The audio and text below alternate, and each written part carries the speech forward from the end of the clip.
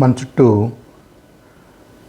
Coercive power ఉన్నవాళ్ళు, అంటే మనల్ని భయపెట్టి మనల్ని ఇన్ఫ్లుయెన్స్ చేయగలిగిన వాళ్ళు, లేదా మనకి ఏదన్నా మంచి జరుగుతుందని ఎక్స్ప్లెయిన్ చేస్తూ మనల్ని ఇన్ఫ్లుయెన్స్ చేయగలిగిన, అంటే రివార్డ్ పవర్ ఉన్నవాళ్ళు, అలాగే వాళ్ళు ఒక ఆఫీసర్ కాబట్టి, ఒక పొజిషన్లో ఉన్నారు కాబట్టి, వాళ్ళ పొజిషన్ వల్ల మనం ఇన్ఫ్లుయెన్స్ అవుతాం కాబట్టి అలాంటి పొజిషనల్ పవర్ ఉన్నవాళ్ళు, ఇంకా కొంతమందిని మనం ఎక్స్పర్ట్స్గా గుర్తిస్తాం.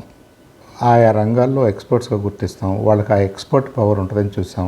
అలాంటి ఎక్స్పర్ట్ పవర్ ఉన్నవాళ్ళు, ఇంకా అంతకంటే పై స్థాయిలో ఇంకా లక్షల్లో కోట్ల మందిని ఇన్ఫ్లుయెన్స్ చేయగలిగినటువంటి స్టార్స్ ఉంటారు, సెలబ్రిటీస్ ఉంటారు. రకరకాల రంగాల్లో, అంటే ఫైన్ ఆర్ట్స్లో కానివ్వండి, ఫిల్మ్లో కానివ్వండి, పాలిటిక్స్లో కానివ్వండి, ఇలా ఉంటారు. కాబట్టి వాళ్ళకి ఇన్ఫ్లుయెన్స్ ఉంటుంది, వాళ్ళు ఇన్ఫ్లుయెన్సర్స్. అలాగే సోషల్ మీడియాలో ఇన్ఫ్లుయెన్సర్స్ ఉంటారని ఇవన్నీ చూసాం. వాళ్ళకై ఆ ఎక్స్పర్ట్ పవరు, రెఫరెంట్ పవర్ ఉంటాయని అనుకున్నాం. వీళ్ళందరూ ఎక్కడుంటారు? సొసైటీలో ఉంటారు. ఉదాహరణకి ఒక సిటీలో ఒక వార్డు చూద్దాం, ఒక లేదంటే ఒక ఊరే చూద్దాం. ఒక ఊర్లో ఇలాంటి వాళ్ళందరూ ఉంటారు. బాగా డబ్బులు ఉన్న వాళ్ళు ఉంటారు, బాగా భయపెట్టే వాళ్ళు ఉంటారు, మంచి ఎక్స్పర్ట్స్ ఉంటారు, మంచి కళాకారులు ఉంటారు, బాగా పద్యాలు పాడతారు, బాగా డ్యాన్స్ చేస్తారు, మంచి నాటకాల్లో మంచి పేరు ఉంటుంది నాటక రంగంలో. లేదా మంచి డాక్టర్ గారు ఉంటాడు, మనోరాయణ, పెద్ద వ్యాపారస్తుడు ఉంటాడు, మనోరాయణ, సక్సెస్ఫుల్ బిజినెస్ మ్యాన్. వీళ్ళందరూ అన్ని రకాల వాళ్ళు ఉన్నారు. వీళ్ళకి ఇంతకుముందు మనం మాట్లాడుకున్నటువంటి ఈ రకాలైనటువంటి పవర్స్ ఉంటాయి.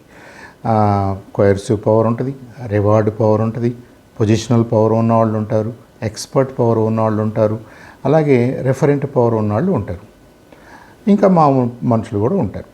వీళ్ళందరూ కలిసి ఏదైనా ఎలక్షన్స్ వచ్చినప్పుడు ఆ ఊరు సర్పంచ్ని ఎన్నుకోవడానికో, లేదా వాళ్ళు ఉండే వార్డులో మెంబర్ను ఎన్నుకోవటానికో, ఒక కార్పొరేటర్ని ఎన్నుకోవటానికో, ఒక ఎమ్మెల్యేని ఎన్నుకోవటానికో, ఒక ఎంపీని ఎన్నుకోవటానికో ఓటేస్తారు. అంటే వీళ్ళు ఎవరినైతే ఎన్నుకుంటున్నారో వాళ్ళని రిప్రజెంట్ చేయడానికి తమకున్న పవర్ను కూడా వాళ్ళల్లో ఇన్వెస్ట్ చేస్తున్నారు కాబట్టి, వాళ్ళకి అప్పచెప్తున్నారు కాబట్టి. ఇప్పుడు అక్కడ గెలిచినటువంటి సర్పంచ్కి ఏం పవర్ ఉంటుంది? మనందరిలో ఏమేమి పవర్స్ ఉన్నాయని అనుకుంటున్నామో మనందరి తరఫున ఆయన మన సర్పంచి అని మనం చెప్తున్నాం కాబట్టి ఆయనకి మనందరి పవర్స్ ఆయనలో కలిసిపోయినట్టే. అవి త్రూ ఎలక్షన్స్ వస్తుంటాయి.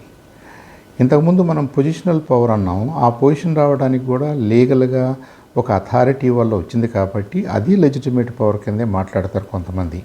అలాగే ఎలక్షన్స్ ద్వారా మీరు ఎలక్ట్ అయితే, ప్రజాప్రతినిధిగా ఎలక్ట్ అయితే మీకు కూడా అలాంటి పవరే వస్తాయి. ఇది హయ్యెస్ట్ ఫామ్ ఆఫ్ పవర్ అన్నమాట, లెజిటిమేట్ పవర్.